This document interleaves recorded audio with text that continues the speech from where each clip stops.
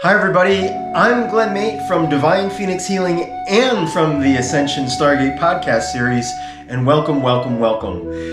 I have a special message for everybody today, and I want to let you begin with a personal experience. Today I felt like I had this message coming on that the Pleiadian Council of Nine were going to speak through me, and then I went to start to channel and I got nothing.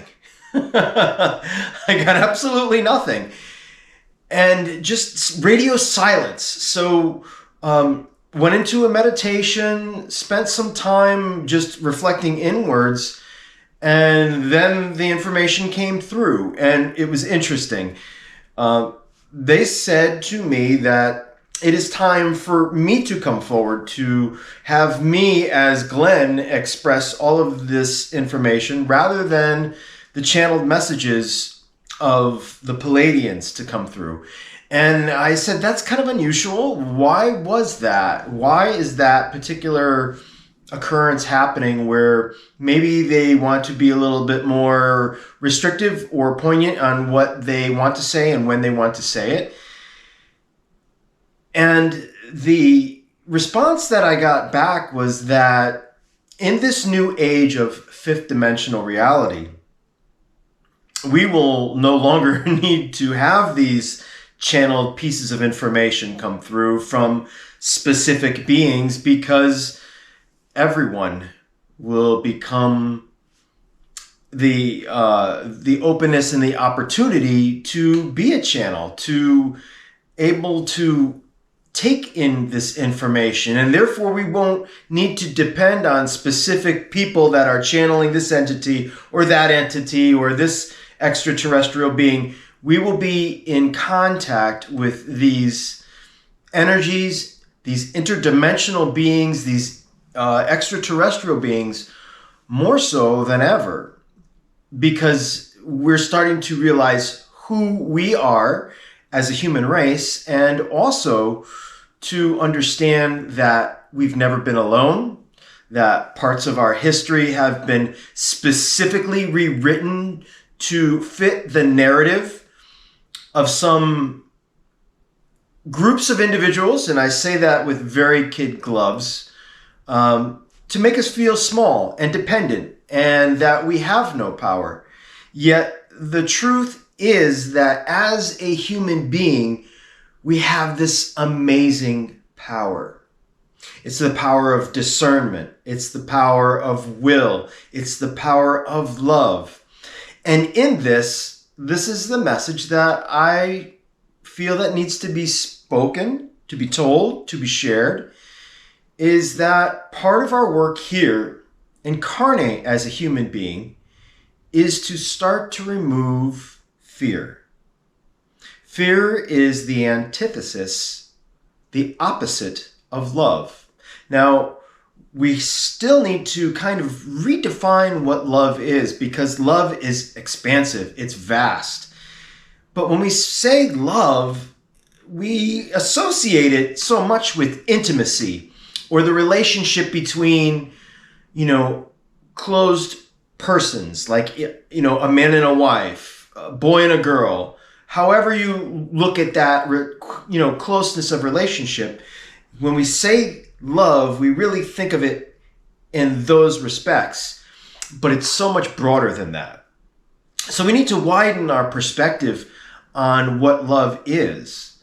And one of the things that I'm here to do is to tell you that love can be expressed in so many different ways.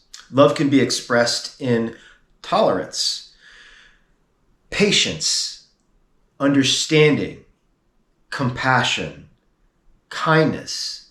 And we need to start to think of love in this very large bandwidth of frequency. And in that oscillation of that bandwidth comes all of these other little signature frequencies. Just as if we were to take a look at it like a rainbow, right? So we see this big aspect, this glowing arch of different colors. Well, we could say that that rainbow is the entire aspect of love. But within that rainbow are so many colors, so many frequencies. And when we think about it as different energies, then we start to think about it in a much different perspective.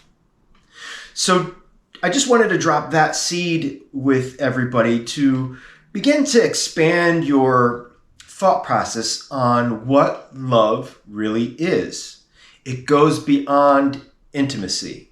It goes beyond all of the relational aspects that we see between human being to human being. There's more to it than that. And I want to drop another little seed. Bloom, there it goes. It's spring, so let's bring it out. I said the word into me see. Intimacy. Into me see. Well, intimacy is something that we share with another person as a reflection of who we are. And what we do is we let down our masks. We let down our covers. We let down the walls. And the intimacy, the true intimacy that is non-sexual related, is coming from our authenticity. So to drop that seed in is when you hear the word intimacy, think of it as you being your most authentic self. And however that shows up, that's fine, because that's what defines you as a human being, as an individual. That's what makes you unique. So I wanted to drop that for you. The other thing that I wanted to speak to today is the fear narratives. There's lots of fear narrative going on right now, whether it be politics, government, money, banking, the end of the world, so to speak. And it is our job as a human being to work through these fears, because we are such powerful human beings that we have the ability to transcend all of this. And in our humanness incarnate experience, we are here to experience both sides of fear and strength, fear and love, and figure out what is really real for us as a human being. And we can live in the fear that everything is going to, explode and fall from the sky, and we'll never know Earth as we've known it before. But that just might be the best thing ever. That the world is changing for the better. And parts of the perspectives that you hold define the reality that you see in front of you every day, every minute, every second.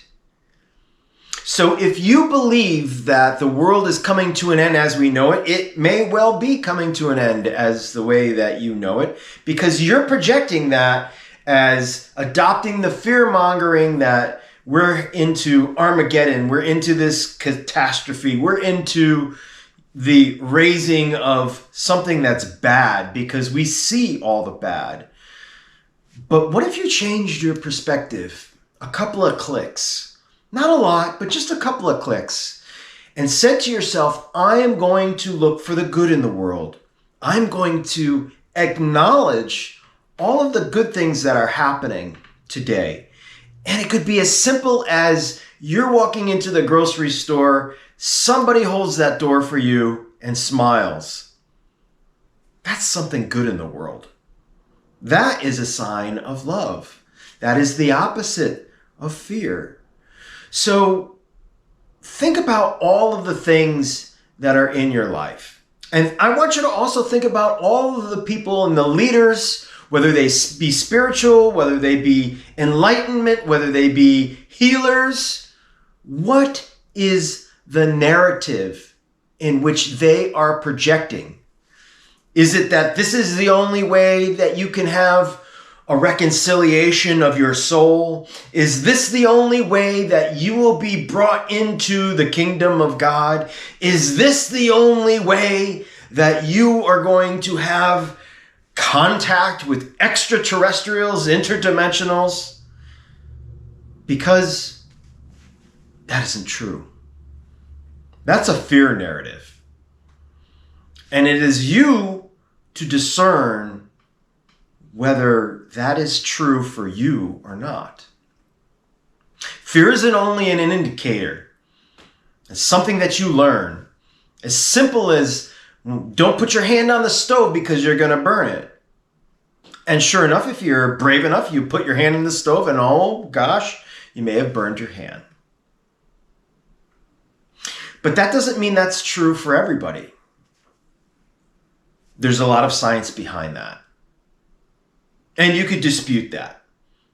And here you are, you're getting your information from a professional that has been in emergency services, caring for people for such a long, long time. Definitely know what burns are. And not everybody gets burned. And why is that? It has a lot to do with your belief system. Because what you believe is what you see. If you change your beliefs, that's what you're going to see. And people talk about this as the manifestation process, but it's true. So discern with the utmost intelligence, the utmost heart-centered discernment, and ask yourself, what is true? Don't analyze it. Don't go looking for fact checkers.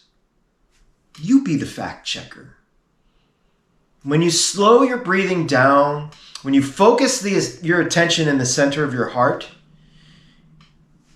and you do that in a coherent state, you begin to become the fact checker. It's something we all need to learn. Because we need to start to know what's really true for us and what's not true for us. In order for us to make this grand ascension into the fifth dimensional reality, we need to figure out for ourselves what's true and what's not. What's the reality that we want to be in? And what do I want to leave behind? Do I want to leave behind the feelings of fear, of anxiety, of stress, of unworthiness, of hate? Can we do without those? Can we be so neutral that we can see people for who they are and see the goodness that resides within them without judgment? Without fear? It's the new way that we need to think. It's much softer, much easier. And the information comes so quick. It's the speed of thought, and you get those answers from within your heart in less than a nanosecond. You know, instantaneously. It's not something that you have to work at once you understand how to utilize it. And you can find the truth. It's always there. It's not hidden. We just have to stop and start to read through the words, the lines, the paragraphs, and start feeling what the information is. Feeling how we're receiving and what we're receiving. Because that is our superpower. We've been told for eons, and especially males, not to feel. Just do. Just do. Don't be sad. Don't be hurt. Just get up there and do what you got to do. And we've been told that since we were children. And it's now time to change that. Because when we understand our feelings, which many of us were never taught on how to understand what we feel. Then we can start to interpret that information. We can start to better understand ourselves and better understand other people. And other people are just the mere reflection of what we're feeling or what we're thinking. They show us the things that we need to work on. They bring out the anxiety in us because that is something that we need to recognize that might need work, might need some touch-ups, might need some healing around it. Be it forgiveness, understanding, compassion, or a higher level of wisdom. So, when you hear these fears come out, beware, danger, think about, what are they trying to tell me? What are they trying to project upon me to get me to feel, to react with? Why do I need to be scared? Why do I need to be in constant vigilance of something? The only thing that you should be vigilant is the vigilance of your thoughts, your spoken words, and the actions that represent all of those thoughts and words. That should be your biggest vigilance. Be impeccable with your words. Say exactly what you mean in a non-judgmental, non-confrontational way. Because even the words that we use today, they can be fear-based. We use the word trigger. Now, where does the word trigger come from? Trigger comes from a firearm. A firearm is used sometimes for targets. Could be used as fun. Predominantly, as human beings, we associate a trigger or a firearm with some type of taking of another life. So why do we use that word that this person triggered me, or I'm triggered by this, or this fear inside me triggered?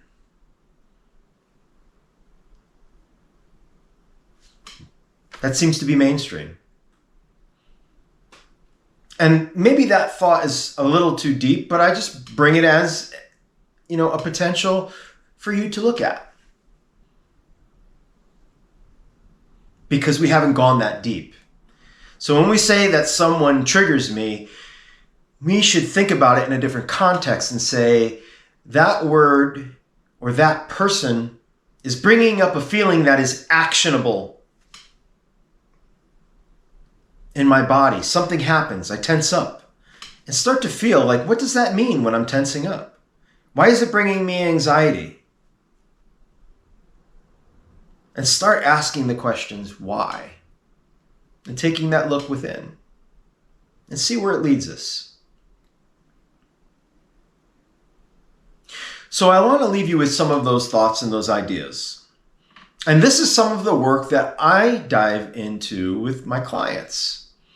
And more so than not, I've been contacted by people that channel, people that have these amazing healing abilities, to help them dive deeper to understand why, to understand where things are coming from, to understand the little intricacies of why this world works the way it works.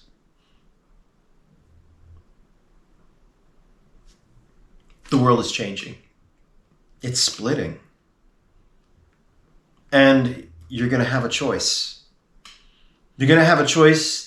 The fork in the road is coming, and it is coming very quickly. The choice is one or the other. Will you choose fear? Or will you choose love? And there's no gray areas in between. There'll be defined choices. It'll be pretty clear. So, I offer you this information, and I hope it helps. I hope it gives you some things to chew on, to think about, to contemplate. And I wish you much love,